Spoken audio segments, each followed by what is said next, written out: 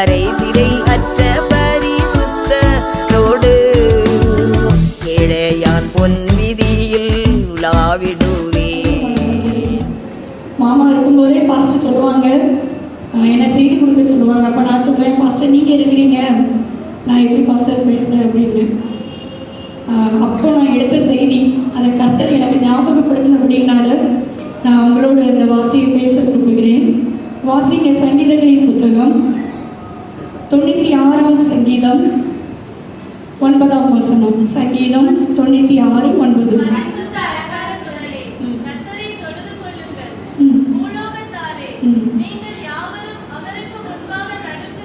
நீங்கள் யாவரும் அவருக்கு முன்பாக நடுங்குங்கள். பரிசுத்த அலங்காரத்துடனே கர்த்தரை தொழுது கொள்ளுங்கள். கர்த்தருடைய ஆலயத்திற்கு நாம் வந்திருப்பதின் நோக்கம் அவரை தொழுது கொள்ள, அவரை சேவிக்க, அவரை பணிந்து கொள்ள. ஆங்கில மொழிபெயர்ப்புகளை பார்க்கும் பொழுது பியூட்டி ஆஃப் ஹோலினஸ், அதாவது ஸ்ப்ளண்டர் ஆஃப் ஹோலினஸ் அப்படின்னு சொல்கிறாங்க. ஆண்டவரை அழகாக ஆராதிங்க, பிரமாதமாக ஆராதிங்க. இப்போ நம்ம தாஜ்மஹாலை பார்த்தா என்ன சொல்லுவோம்? என்ன வார்த்தை அதிகமாக சொல்லப்படுதோ அதை சொல்லுவோம், பிரமாதமாக இருக்குது அப்படின்னு சொல்லுவோம். சரி, புரிகிற மாதிரி நம்ம கண்ணுக்கு ஏற்ற மாதிரி ஒரு கல்யாண வீட்டுக்கு போயிருக்கோம், நமக்கு பிடிச்ச ஆட்டுக்கறி சமைச்சு வச்சுருந்தாங்கன்னா என்ன சொல்லுவோம்? டேஸ்ட்டாக செம்மையாக இருந்தது, பிரமாதமாக இருந்ததுன்னு சொல்லுவோம். அப்போ ஆண்டவரை ஆராதிக்கும் பொழுதும் அதே பிரமாதத்தோட, அதே அழகோட, அதே பரிசுத்தத்தோட நாம் அவரை தொழுது கொள்ள வேண்டும். ஹல்லேலூயா. அலங்காரம் அப்படின்னா என்ன அப்படின்னா அழகுபடுத்துதல். சரியா? இன்னைக்கு எல்லாருமே சர்ச்சுக்கு வர்றதுக்கு முன்னாடி கண்ணாடி முன்னாடி நின்றுட்டு தான் வந்திருப்போம். நின்னமா? சிலர் அரை மணி நேரம், சிலர் 3 மணி நேரம், 7 மணி ஆராதனைக்கு 4 மணிக்கே கண்ணாடி முன்னாடி நின்னவங்களும் உண்டு. இதுதானா? எதுக்காக? நம்மளை அழகுபடுத்திக்கிறோம், நம்மளை அலங்காரப்படுத்தியிருக்கிறோம். இதுதான் அலங்காரம் என்று சொல்லப்படுகிறது. நிறைய அலங்காரங்கள் இருக்கு. ஒரு திருமணம் நடக்குன்னா மேடையை அழகுபடுத்துவாங்க, மேடை அலங்காரம். பெண்ணுக்கு சிகை அலங்காரம், உடை அலங்காரம், நகை அலங்காரம், முக அலங்காரம் எல்லாம் பண்ணுவாங்க. பெண்களுக்கு மட்டுமா இல்லை, இப்போ ஆண்களுக்கும் வந்துட்டு தனியாக பியூட்டி பார்லர் வச்சு ஃபேஷியல் பண்ணுறாங்க. நல்ல வித்தியாசமாக தாடி வைக்கிறது, ஹேர் கட் பண்ணுறது, இது எல்லாம் யாருக்கு வந்துடுச்சு? ஆண்களுக்கு வந்துடுச்சு. அப்போ அலங்காரம் என்பது பெண்களுக்கு மாத்திரமல்ல, அது ஆண்களுக்கு உரியதாகவே இருக்கிறது. நான் ஏன் என்ன அழகுபடுத்தணும் அப்படின்னு கேட்குறீங்களா? ஏசாயா தீர்க்கதரிசன புத்தகம் 62ஆம் அதிகாரம் 3ஆவது வசனத்தை எடுத்துக்கோங்க. ஏசாயா 62.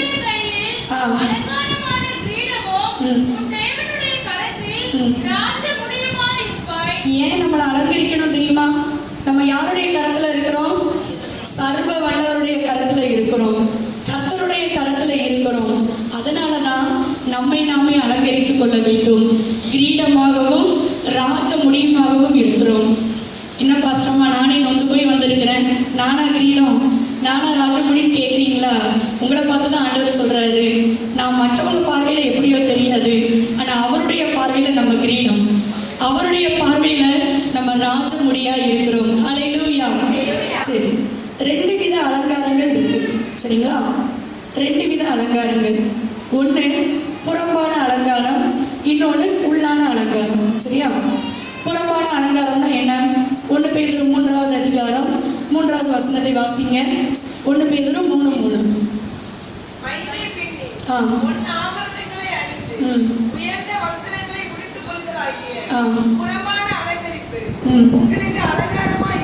இது எப்படிப்பட்ட அலங்காரம் என்று சொன்னால், எல்லாரும் இந்த அலங்காரத்தை பார்க்க முடியும். இப்போ நான் நல்ல விலை உயர்ந்த ஆடை அணிந்திருக்கிறேன், வித்தியாசமா வந்திருக்கிறேன் அப்படின்னா இதை எல்லாரும் பார்க்க முடியும். இது புறம்பான அலங்காரம், அதாவது புற அலங்காரம். இன்னொரு அலங்காரம் இருக்கு. 45ஆம் சங்கீதம் 13ஆவது வசனத்தை வாசிங்க. 45ஆம் சங்கீதம் 13ஆவது வசனம்.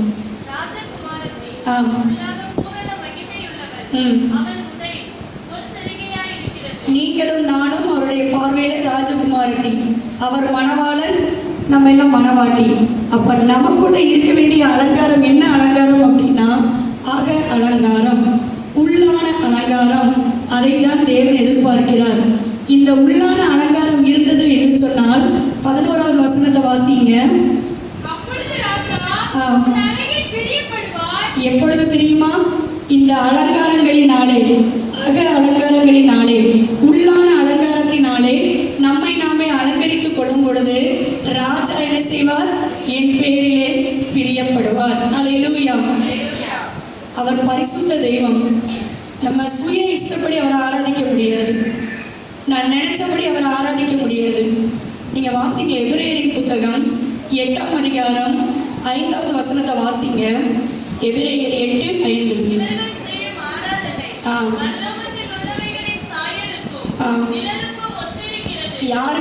யார் செய்யற ஆராதனை?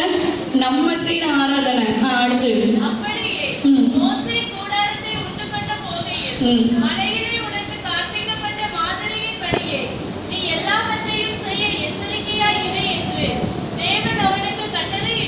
அப்ப நம்ம ஆராதனை செய்யறமே, இது எல்லாம் நமக்கு மாதிரியாய் காண்பிக்கப்பட்டது. எதுவுமே நம்ம சுய இஷ்டப்படி செய்யல. எல்லாமே எப்படிப்பட்டது? மாதிரியாய் காண்பிக்கப்பட்டது. கடைசி ஒரு வார்த்தை சொல்லியிருக்கு, எச்சரிக்கையாயிரு. அப்ப ஆராதனையை குறித்து நம்ம அதிக கவனமாய், அதிக எச்சரிக்கையுடையவர்களாய் இருக்கணும். அதனாலதான் கர்த்தர் சொல்லுகிறார், பரிசுத்த அலங்காரத்துடனே கர்த்தரை தொழுது கொள்ளுங்கள். எத்தனை பேர் காலையில வரும் பொழுது இந்த ஆராதனைக்கு என்னை தகுதிப்படுத்துங்க, நான் உண்மையிலேயே ஆராதிக்கணும்னு ஜெபிக்க விட்டு வந்தோம், கை தூக்க வேண்டாம், நிறைய பேர் மாட்டிக்குவீங்க, சரியா? அப்போ ஆராதனை என்பது அது அலங்காரமாக இருக்கிறது. இந்த காலை வேளையில 3 வித அலங்காரங்கள், கர்த்தரை எப்படி ஆராதிக்கணும்னு சொல்லி 3 வித அலங்காரங்களை குறித்து நான் சொல்லவிருக்கிறேன். முதலாவது, கர்த்தரை எப்படி ஆராதிக்க வேண்டும். 100ஆம் சங்கீதம் 4வது வசனம். அவர் வாசல்களில் துதியோடும் அவர் பிரகாரங்களில் புகழ்ச்சியோடும் பிரவேசித்து அவரை துதித்து அவருடைய நாமத்தை ஸ்தோத்திரியுங்கள். இந்த வசனத்துல வாசிக்கிறோம், அவரை துதியோடும் அவரை புகழ்ச்சியோடும் ஆராதிக்க வேண்டும். அப்ப பரிசுத்த அலங்காரத்தின் முதல் பகுதி என்ன? துதியும் புகழ்ச்சியும். துதி என்று சொன்னால் தேங்க்ஸ் கிவிங், புகழ்ச்சி என்று சொன்னால் பிரைஸ். அதாவது துதி என்பது கர்த்தர் எனக்கு செய்த நன்மைகளை நினைத்து நான் அவரை துதிப்பது. ஆனால் புகழ்ச்சி என்பது அவர் எப்படிப்பட்டவர் என்பதை நினைத்து நான் அவரை துதிக்கிறது. சரிங்களா? ரெண்டுக்குமே வித்தியாசம் இருக்கு. துதினா என்ன? நம்மளை போஷித்தாரு, நம்மளை பாதுகாத்தாரு, நம்மளை வழி நடத்தினாரு, நல்ல பிள்ளைகளை கொடுத்தாரு, இதை நினைச்சு நன்றி செலுத்துறது துதி. ஆனால் புகழ்ச்சிங்கிறது அவர் பெரியவர், அவர் சிங்காசனத்தில் வீற்றிருக்கிறவர், அவர் சர்வ வல்லமை உள்ளவர் என்று சொல்லி துதிப்பதுதான் அங்கே புகழ்ச்சி என்று சொல்லப்பட்டிருக்கிறது. துதிக்கும் பொழுது நம்ம ஆண்டவர்கிட்ட போறோம், புகழும் போது அவர் நம்ம கிட்ட வரும். சரிங்களா? துதிக்கும் பொழுது நம்ம ஆண்டவரிடத்துல நெருங்குகிறோம், புகழும் போது அவர் நம்ம இடத்துல நெருங்குகிறார். அதனாலதான் எபிரேயர் 13ஆம் அதிகாரம் 15வது வசனத்தில் இவ்வாறாக வாசிக்கிறோம். எபிரேயர் 13:15. அவருடைய நாமத்தை துதிக்கும் உதடுகளின் கனியாகிய ஸ்தோத்திர பலியை அவர் மூலமாய் எப்போதும் தேவனுக்கு செலுத்த கடவுள். உதடுகளின் கனியாகிய ஸ்தோத்திர பலி என்னதெல்லாம்? இந்த துதியும் புகழ்ச்சியும். அப்ப கர்த்தருடைய சமூகத்துக்கு வரும் பொழுது நாம் எப்படி நம்மை அலங்கரித்துக் கொள்ள வேண்டும் என்று சொன்னால், துதியோடும் புகழ்ச்சியோடும் நாம் நம்மை அலங்கரித்துக் கொள்ள வேண்டும். ஹல்லேலூயா. வெறும் வார்த்தைகளினால் மாத்திரமல்ல, பாடல்களின் மூலமாகவும் அவரை துதிக்க வேண்டும். 95ஆம் சங்கீதம் 1வது வசனத்துல வாசிக்கிறோம், கம்பீரமாய் பாடி. 100ஆம் சங்கீதம் 2வது வசனத்துல ஆனந்த சத்தத்தோடு. அப்ப நம்முடைய சத்தம் என்ன செய்யணும்? இங்க உயர்த்தப்படணும். நான் அடிக்கடி சொல்லுவேன், சத்தத்தை உயர்த்தி பாடுங்க, உங்க சத்தம் கேட்கட்டும். ஏன் என்று சொன்னால், நம்ம பாடும் பொழுது நமக்காக பல வழிகள் திறக்கப்படும். ஹல்லேலூயா. பவுலும் சீலாவும் எப்போ பாடினாங்க தெரியுமா? சிறைச்சாலையில கட்டப்பட்ட நிலையில அநேக அடிகள் அடிக்கப்பட்ட பின்பு. அப்போஸ்தலர் 16வது அதிகாரம் 23வது வசனத்துல சொல்லியிருக்கு, அவர்களை அநேக அடிகள் அடித்த பின்பு. இந்த வாரத்துல நம்ம அநேகமாய் காயப்பட்டு வந்திருக்கலாம், தேவையினால நெருக்கப்பட்டு, அல்லது மனிதர்களின் வார்த்தையினால நம்ம அடிக்கப்பட்டு வந்திருக்கலாம். ஆனா கர்த்தரை துதிக்கும் பொழுது கர்த்தர் நமக்காக கதவு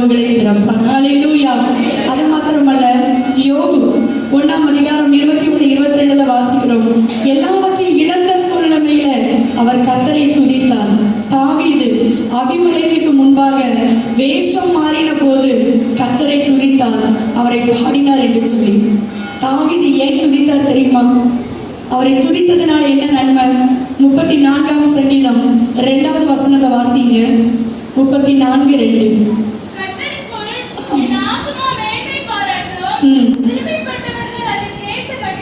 நான் துதிக்கும் பொழுது எனக்கு மாத்திரம் ஆசீர்வாதம் அல்ல, என் பக்கத்துல யாரெல்லாம் நொந்து போய் வந்திருக்கிறாங்களோ, கலைக்கு போய் வந்திருக்கிறாங்களோ, அவங்களுக்கு என்னது ஆசீர்வாதம். நிறைய நேரங்களில் நம்ம பக்கத்துல உள்ளவங்களை பார்த்து நம்ம ஆத்மா சோர்ந்து போறது. ஆனா அப்படி கிடையாது. நம்ம துதிக்கணும். நம்ம துதிக்கிறத பார்த்து பக்கத்துல உள்ளவங்க என்ன செய்யணும்? கர்த்தரை ஆராதிக்க வேண்டும். அதுதான் இங்க வசனத்துல வாசிக்கிறோம். அப்போ முதலாவது அலங்காரம் என்ன? துதியோடும் புகழ்ச்சியோடும் அவரை ஆராதிப்பது. ஆயக்காரன் பரிசேயன் 2 பேர் ஜெபித்தாங்க, அப்படிதானா? ஆலயத்துல போய் யார் சத்தமா ஜெபித்தாங்க? யார் மனசுக்குள்ள ஜெபித்தாங்க? சத்தமா ஜெபித்தது யாரு? யாரு? ஆயக்காரன். மனசுக்குள்ள ஜெபித்தது யாரு? பரிசேயன். யாருடைய ஜெபம் கேட்கப்பட்டது? பரிசேயனின் ஜெபம். ஆயக்காரனின் ஜெபம் கேட்கப்பட்டது. ஏன்? அவர் வாயை திறந்து உள்ளத்தின் ஆழத்திலிருந்து கர்த்தரை நோக்கி பார்த்தார். நம்ம நிறைய நேரங்களில் ஆராதிக்கிறதற்கு நம்ம கௌரவம் நம்ம தடுத்துருது. கையை தூக்கி ஆராதிச்சா யாராவது ஏதாவது சொல்லுவாங்க, நம்ம அழுதவனா யாராவது என்ன பார்ப்பாங்க அப்படின்னே நம்ம நிறைய நேரங்களில் ஆராதிக்கிறது இல்லை. வாலிபர்கள் நிறைய நேரத்தில் தயங்கி நிற்கிறது அதனால தான். ஆனால் கர்த்தருடைய சமூகத்துக்கு வரும் பொழுது நம்ம துதிக்கணும். நம்ம எதுக்கு வாயை திறக்கிறோம் தெரியுமா? உண்மையை சொல்லட்டா, கொட்டாய் விடுறதுக்கு வாயை திறக்கிறோம் ஆராதனையில், அப்படிதானா? பக்கத்தில் பேசுறதுக்கு வாயை திறக்கிறோம். நான் இத்தனை வருஷமா பார்த்ததுல நான் சொல்றேன், உண்மைதான் நினைக்கிறேன். சரி, இப்படி இருக்கக்கூடாது. அந்த கொட்டாவியெல்லாம் குறைச்சிடணும், பேசுறதெல்லாம் குறைச்சிடணும், அவரோட பேசணும். அல்லேலூயா. அப்போ முதலாவதாக நாம் கர்த்தரை எப்படி பரிசுத்த அலங்காரமாய் ஆராதிப்பது? அவர் வாசல்களில் துதியோடும் அவர் பிரகாரங்களில் புகழ்ச்சியோடும் அவரை ஆராதிக்க வேண்டும். இரண்டாவதாக நம்முடைய தேவனை எப்படி ஆராதிப்பது? எபிரேயர் 12ஆம் அதிகாரம் 28வது வசனத்தை வாசிப்போம். எபிரேயர் 12:28.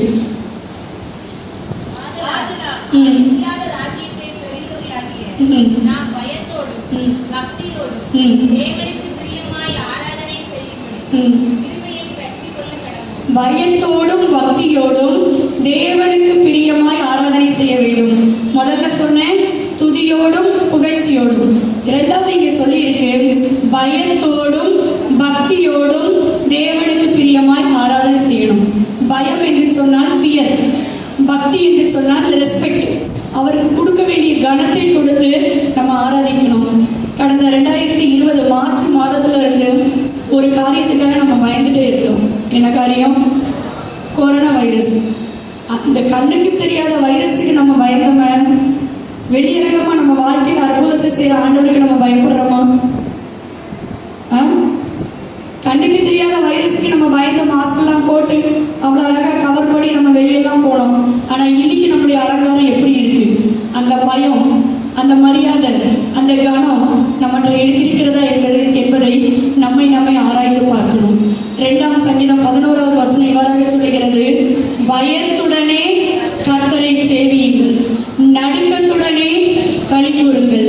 இது கர்த்தர் வாசம் பண்ணுகிற இடம், இது அவர் வீற்றிருக்கிற இடம், இது நம்மை ஆசீர்வதிக்கிற இடம்.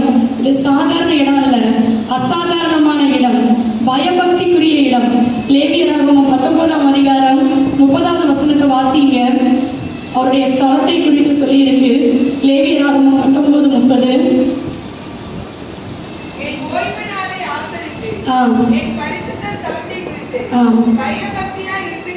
அப்ப இந்த பரிசுத்த ஸ்தலத்தை குறித்து நம்ம எப்படி இருக்கணும்? பயபக்தியா இருக்கணும். கடந்த நாட்களில் ஒரு சகோதரி என்கிட்ட இவ்வாறு சொன்னாங்க. அவங்க ஒரு ஆஃபீஸில் ஒரு அலுவலகத்தில் வேலை பார்க்குற ஒரு சகோதரி கம்ப்யூட்டரில் வேலை பார்த்துட்டு இருந்திருக்காங்க. அப்போ பக்கத்தில் அவங்களுடைய மேல் அதிகாரி இருந்திருக்காங்க. கிட்டத்தட்ட 3 மணி நேரம் இருந்திருக்கிறாங்க. அப்போ இந்த சகோதரி என்கிட்ட வந்து சொன்னாங்க, அந்த மேலதிகாரி என் பக்கத்தில் வந்து உட்காந்துட்டாங்க, என்னால் திரும்பவும் முடியலை, கொஞ்சம் ரெஸ்ட் எடுக்கவும் முடியலை, அப்படியே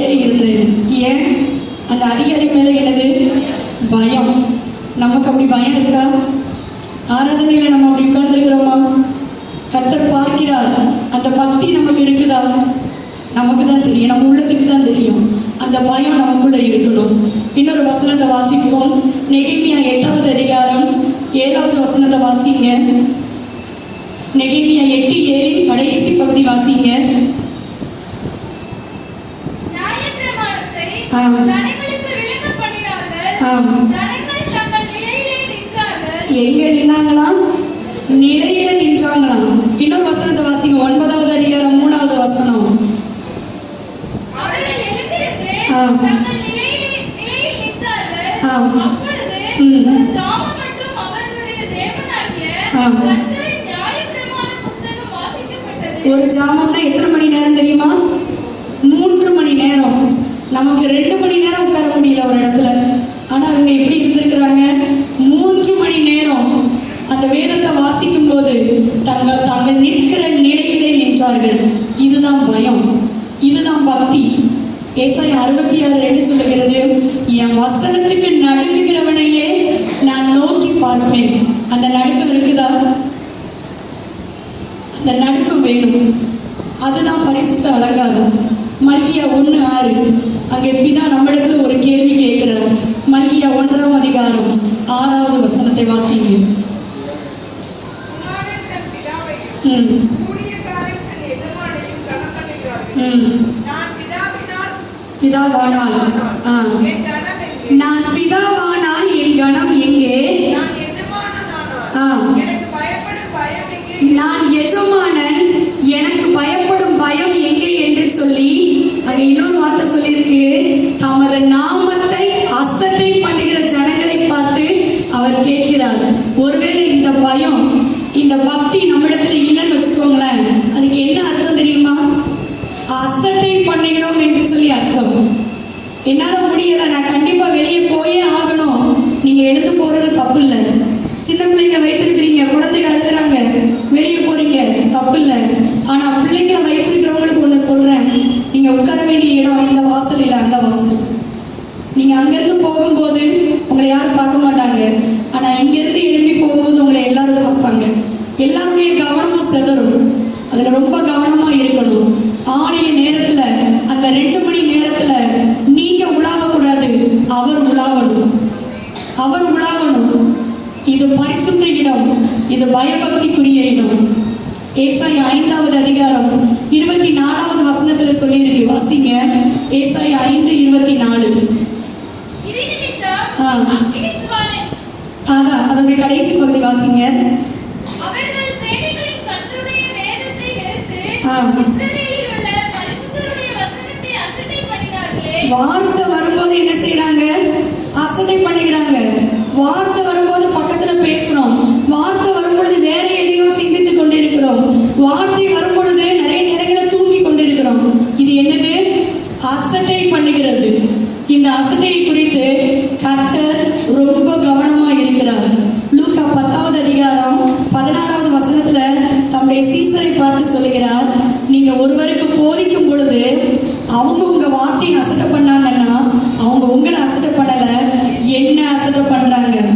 என்னை அசட்டை பண்ணுகிறவர்கள் பிதாவை அசட்டை பண்ணுகிறாங்க. அப்ப நம்முடைய வாழ்க்கையில நம்முடைய ஆலயத்தை குறித்து அதிக கவனமா இருக்கணும். அவரை அசட்டை பண்ணுகிறோமா, அவரை கனப்படுத்துறோமா? ஒரு வாலிப சகோதரன் தன்னுடைய சைக்கிளில் ஒரு இடத்துக்கு பிரயாணப்பட்டு கொண்டிருந்தானாம். அப்போ அங்கே வழியில் ஒரு மனிதர் நின்று கொண்டு லிஃப்ட் கேட்டிருக்கிறாரு, கொஞ்சம் தள்ளி போய் என்னை இறக்கி விட்டுருப்பா அப்படின்னு. அந்த வாலிப சகோதரன் ஆலயத்துக்கு போகிற நபர். உடனே அவன் என்ன பண்ணியிருக்கிறான், பின்பாக அந்த கேரியரில் பைபிள் வச்சுருந்துருக்கான். அவன் சொல்லியிருக்கிறான் அந்த மனுஷன்ட்ட, ஐயா நீங்கள் பைபிள் எடுத்து கையில் வச்சுக்கோங்க, வச்சுட்டு உட்காருங்க, நான் உங்களை கொண்டு போய் விடுறேன்னு. அந்த மனுஷன் சொன்னாராம், இல்லை நான் கொஞ்சம் சிகரெட் அடிப்பேன், கொஞ்சம் தண்ணி அடிப்பேன், இந்த வேதாகமத்தை தொடுற அளவுக்கு எனக்கு பரிசுத்தம் இல்லை அப்படின்னு சொன்னாராம். ஆண்டவரை பற்றி அறியாதவங்களுக்கு அவ்வளவு பயபக்தி இருக்கு. அப்ப நமக்கு அந்த பயபக்தி எவ்வளவு அதிகமா இருக்கணும். அதனாலதான் கர்த்தர் சொல்லுகிறார், பயத்தோடும் பக்தியோடும் அவரை ஆராதிங்க.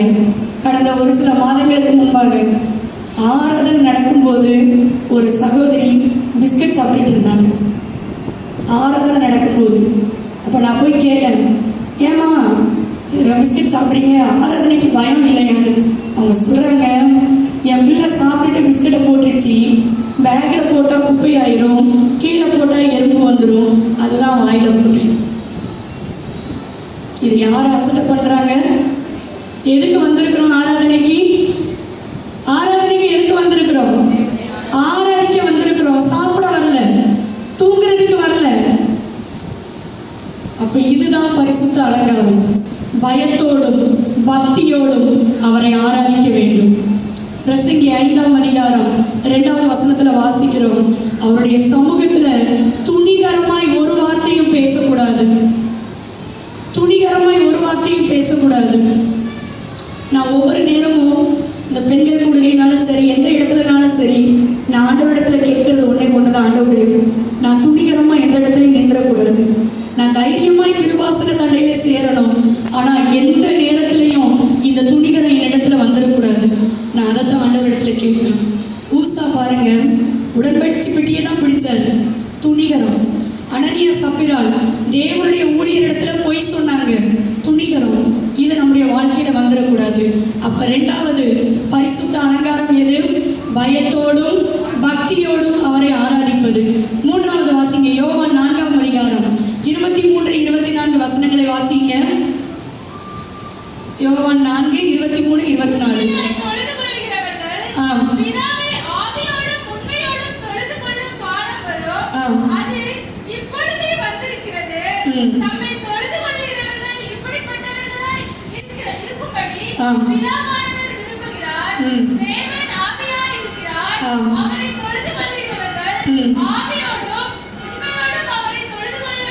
ஆவியோடு என்று சொன்னால் இன் ஸ்பிரிட், உண்மையோடு என்று சொன்னால் ட்ரூத். ஆவியோடும் உண்மையோடும் அவரை ஆராதிக்கணும். ஆவியோடு அதற்கு என்ன அர்த்தம் அப்படின்னா, புரியுற மாதிரி சொல்லுகிறேன். 5வது அதிகாரம் மத்தேயு 5:9 வாசிக்கிறோம், ஆவியிலே எளிமையுள்ளவர்கள் பாக்கியவான்கள். அப்ப நம்ம கர்த்தரை ஆராதிக்கும் பொழுது நமக்குள்ள தாழ்மை இருக்கணும், நமக்குள்ள உண்மை இருக்கணும். அதை தான் கர்த்தர் விரும்புகிறார். அநேக நேரங்களில் நம்முடைய வாய் கர்த்தரை துதிக்குது, ஆனா உள்ள வேற எங்கேயோ இருக்கு. வாசிங்க மத்தேயு 15வது அதிகாரம் 7-8 வசனங்களை வாசிங்க. மத்தேயு 15, 7-8.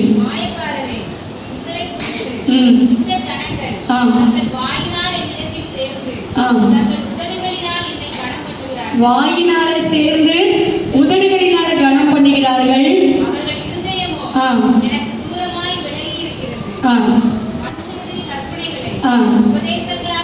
சரி, இந்த வசனத்துல வாசிக்கும் பொழுது கர்த்தரை துதிக்கும் போது எதுதான் துதிக்குதான்? வாயும் உதடு தான் துதிக்குது. ஆனா எங்க இருந்து துதிக்கணும்? உள்ளத்தின் ஆழத்துல இருந்து, அந்த தாழ்மையோடு, அந்த உண்மையோடு, அவர் நடத்தி வந்த பாதைகளை நினைத்து பார்த்து நாம் அவருக்கு நன்றியுள்ளவர்களாய் இருக்க வேண்டும். ஹல்லேலூயா. காயின் ஆபேல் 2 பேரும் ஆராதிக்க போனாங்க, அப்படிதானா? தன்னுடைய காணிக்கையினால 2 பேரும் ஆராதிக்க போனாங்க.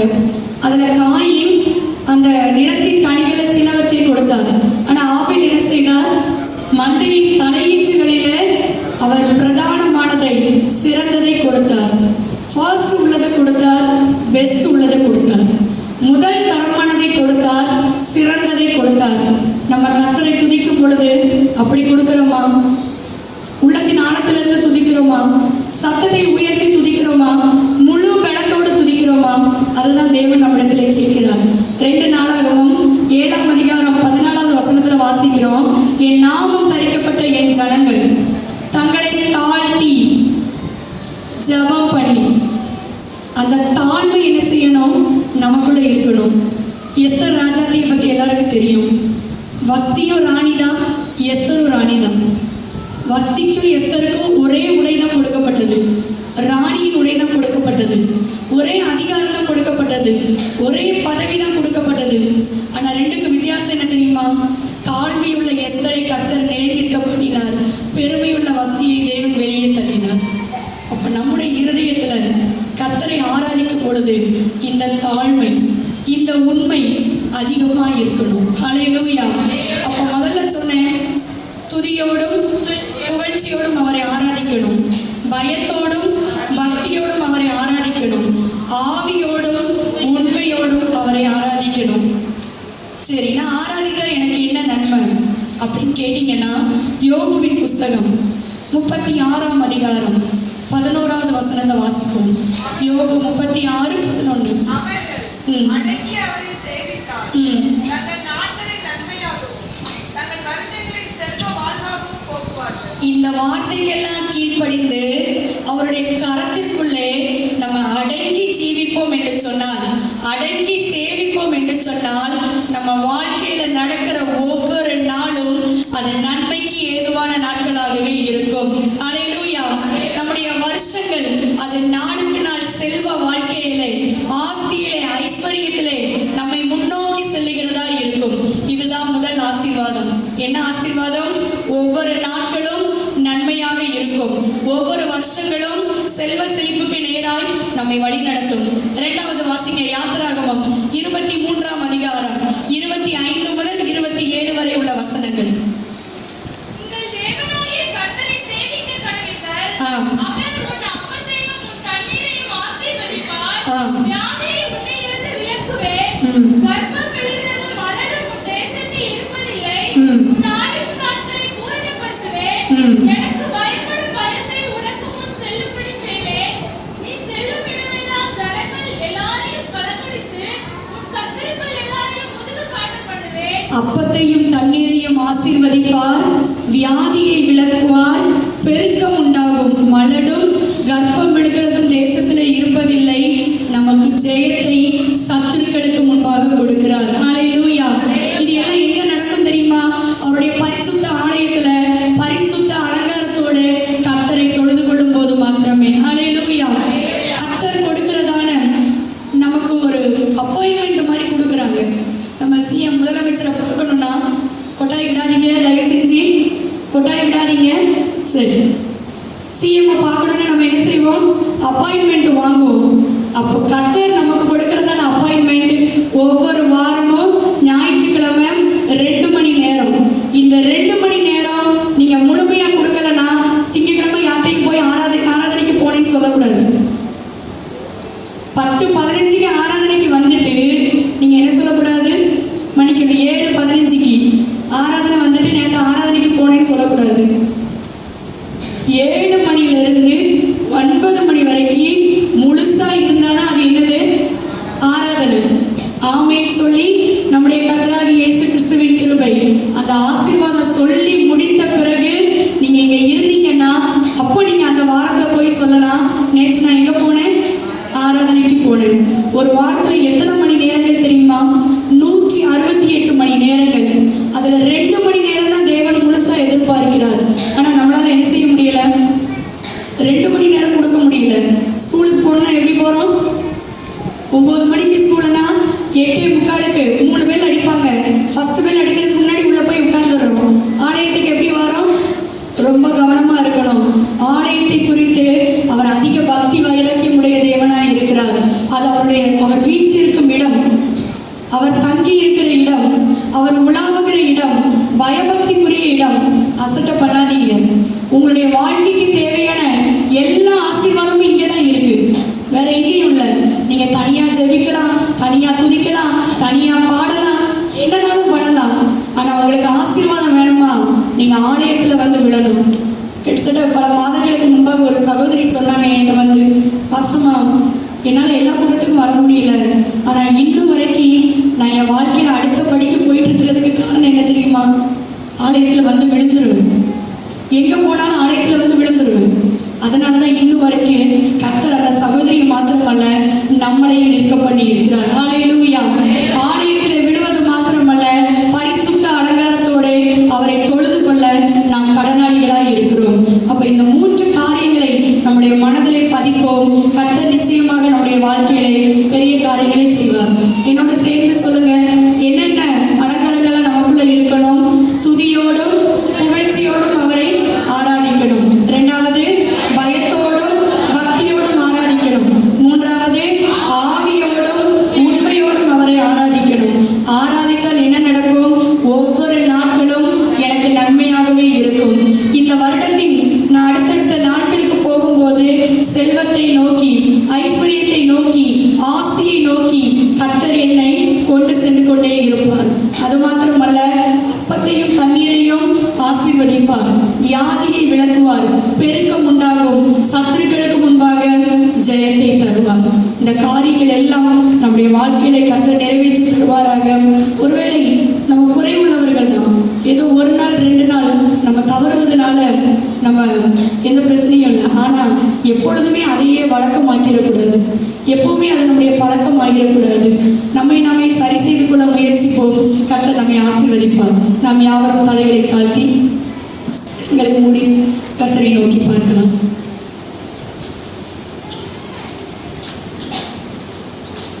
பயத்தோடு கர்த்தரை சேவியுங்கள், நடுக்கத்துடனே களி கூறுங்கள் என்று சொல்லி வசனத்தின் மூலமாக அறிந்து கொண்டிருக்கிறோம்.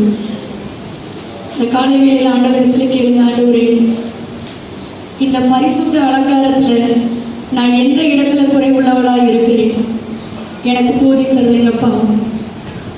உங்களை துதிக்கிறதுல நான் குறை வச்சிருக்கிறேன், உங்களை புகழ்வதில் நான் குறைவுள்ளவளாக இருக்கிறேன். இந்த வேளையில் அந்த குறைவிலிருந்து என்னை நிறைவுள்ள இடத்துக்கு கொண்டு செல்லுங்கப்பா. தாவீது சொன்னது போல கர்த்தரை துதிக்கிறதான துதி எப்பொழுதும் என் நாவில இருக்கட்டும்ப்பா.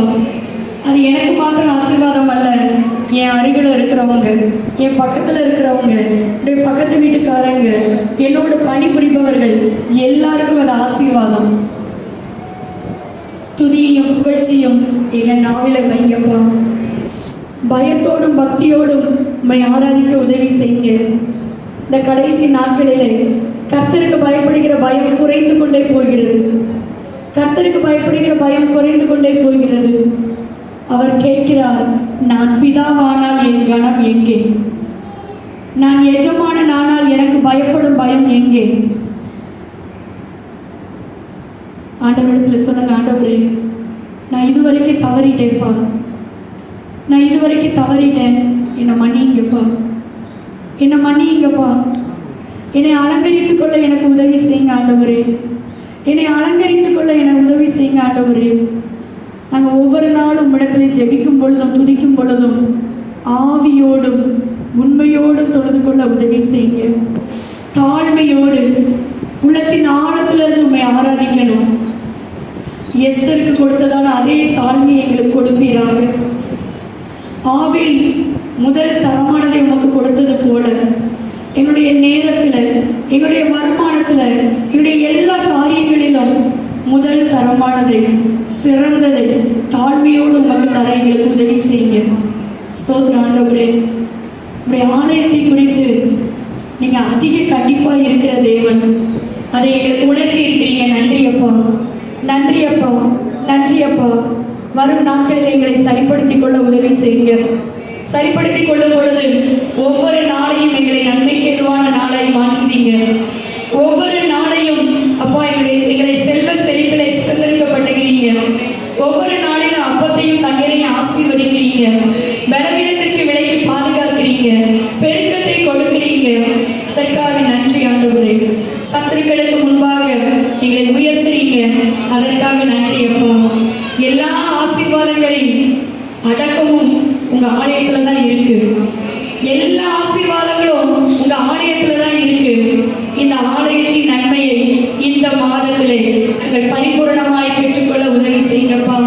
நாங்கள் பரிபூர்ணமாய் பெற்றுக்கொள்ள உதவி செய்யுங்க ஆண்டவரே. நாங்கள் பரிபூர்ணமாய் பெற்றுக்கொள்ள உதவி செய்யுங்க ஆண்டவரே. எல்லாரும் கண்களை மூடி இருங்க. நான் இந்த அலங்காரத்துல குறையா இருக்கிறேன்னு சொல்றவங்க மட்டும் உங்க கரத்தை உயர்த்துங்க. நான் பர்ஃபெக்டா இருக்கிறேன்னு சொல்றவங்க கையை தூக்க வேண்டாம். நான் இதுல குறைவா தான் இருக்கிறேன், நான் குறைவா தான் இருக்கிறேன்னு சொல்றவங்க மட்டும், நான் பார்க்கறதுக்கல்ல, பரலோகம் உங்க கரத்தை பார்க்கட்டும். உங்க சுயமுயற்சியினால உங்களை சரிப்படுத்த முடியாது. கர்த்தர் உங்களை சரிப்படுத்துவார். கர்த்தர் நம்மை அலங்காரப்படுத்துவார். ஏசப்பா, இப்படிப்பட்ட அலங்காரங்கள் எனக்கு வேணும்ப்பா, இப்படிப்பட்ட அலங்காரங்கள் எனக்கு வேணும் ஆண்டவரே. எங்கள் மணவாளரே, ஒரு நல்ல மணவாட்டியார் எங்களை அலங்கரித்துக் கொள்ள உதவி செய்யுங்க ஆண்டவரே. எங்களை அலங்கரித்துக் கொள்ள உதவி செய்யுங்க ஆண்டவரே. ஸ்தோத்திர ஆண்டவரே, ஸ்தோத்திர ஆண்டவரே, ஸ்தோத்திர ஆண்டவரே. எல்லாரும் கரங்களை கீழே போட்டுருங்க. எங்களை அதிகமாக நேசிக்கிற அன்பின் பரலோக பிதாவே, அப்பா, நீங்கள் கொடுத்த நல்ல காலை நேரத்திற்காக நன்றி செலுத்துகிறோம். இந்த பரிசுத்த ஓய்வு நாளிலும் உம்முடைய திருசமூகத்துக்கு வந்து உம்மை ஆராதிக்க, எங்களை அர்ப்பணிக்க நீங்கள் கொடுத்த கிருபைக்காக நன்றி. குறைவான பாத்திரங்களாகி எங்களை உம்முடைய பாதத்திலே அர்ப்பணிக்கிறோம். வரும் நாட்களிலே நிறைவானவர்களாய் மாற்றுங்க. உடைய சுய பலத்தினாலே அல்ல, உடைய பரிசுத்த கரத்தினாலே எங்களை நிறைவுள்ளவர்களாய் மாற்றும்படியாய் ஜெபிக்கிற ஆண்டவரே, அந்த பரிசுத்த அலங்காரம் எங்களிடத்திலே காணப்படட்டும். அந்த பயபக்தி எங்களிடத்திலே காணப்படட்டும். அந்த உண்மை எங்களிடத்திலே காணப்படட்டும். நீர் அனுக்கிரகம் செய்வீராக, நீர் அனுக்கிரகம் செய்வீராக, நீர் அனுக்கிரகம் செய்வீராக ராஜா. ஸ்தோத்திர ஆண்டவரே, இந்த காலை வேளையிலும் உடைய சமூகத்துக்கு வந்து தங்களை அர்ப்பணித்த உடைய பிள்ளைகள் ஒவ்வொருவருக்காகவும் அடிமைக்காகவும் ஸ்தோத்திரம். இந்த வாரத்துக்கு தேவையான நன்மைகளை, ஆசீர்வாதங்களை, ஆலயத்தின் நன்மையை இப்பொழுதே நாங்கள் பெற்றுக்கொள்ள உதவி செய்யுங்க. இப்பொழுதே நாங்கள் சுதந்திரித்துக் கொள்ள உதவி செய்யுங்கப்பா. இந்த வாரத்தின் எல்லா நாட்களிலும் உங்கள் பாதுகாப்பு எங்களோடு இருக்கட்டும். உங்கள் பிரசன்னம் எங்களோடு இருக்கட்டும். உங்கள் ஆசீர்வதிக்கும் கரம் எங்களோடு இருக்கட்டும். உங்கள் தயவுள்ள கரம் எங்களோடு இருக்கட்டும். என் தேவன் எங்களை ஆட்கொண்டு நடத்தும்படியாய் ஜெபிக்கிறோம். எங்களையும் எங்கள் பிள்ளைகளையும் எங்களுடைய விசுவாச குடும்பங்களையும் உற்றார் உறவினர் எல்லாரையும் உடைய கரத்திலே தருகிறோம். நீங்களே எங்களை பொறுப்பெடுத்துக் கொள்ளுங்க. எங்களை ஆசீர்வதிங்க, எங்களை வழி நடத்துங்க. மீட்பராம் இயேசுவின் மூலம் ஜெபிக்கிறோம் எங்கள் ஜீவனுள்ள பரலோக பிதாவே, ஆமென். என் ஆத்துமாவே கர்த்தரை ஸ்தோத்திரி.